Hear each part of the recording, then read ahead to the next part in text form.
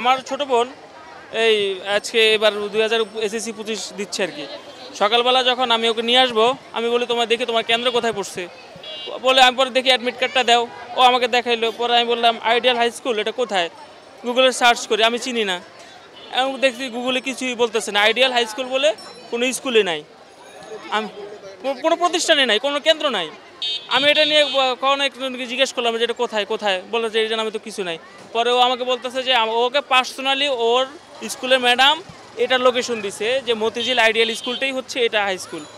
এই হাই স্কুলটা এখানে লেখা হচ্ছে হাই স্কুল, আপনি দেখেন এই যে আইডিয়াল হাই স্কুল, আর এখানে লেখা হচ্ছে আইডিয়াল স্কুল অ্যান্ড কলেজ। তো এটা কি একটা বিভ্রান্তি সৃষ্টি করতেছে না? এখানে কেন অ্যাকচুয়াল লেখাটা আসবে থাকবে না? না, আমার একটু লেট হয়েছে আসতে, আমি ঘুরছি এদিক দিয়ে, খালি ঘুরছি যে এটা কোথায়। ইভেন এখানে যে আমি আসছি আইসা দেখি যে আসন বিন্যাসটা যা প্ল্যানিং, সিটের প্ল্যানিং, সেখানের মধ্যেও লেখা হচ্ছে আইডিয়াল স্কুল অ্যান্ড কলেজ। আমি সিট প্ল্যানের সাথে আমার অ্যাডমিট কার্ডের কেন্দ্রটা মিলাবো, আমি কখনো ইয়ার সাথে মিলাবো না, বাট এটা আপনার সিট প্ল্যানের সাথে তো এটা নাই। এটা কি আমাদের জন্য হ্যাম্পার না? আজকে শুধু আমি না, আরও 10-15 জন ছাত্র স্টুডেন্ট এইভাবে দেরি হয়েছে, ওরা ঘুরছে।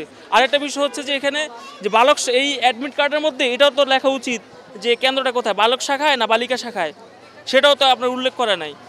এত মানে বাজে করছে, সিকিউটাও বাজে করছে, গল্প থেকে একটাও দেয়নি। মানে হলের কারো মনে এত একটা ভালো ছিল না।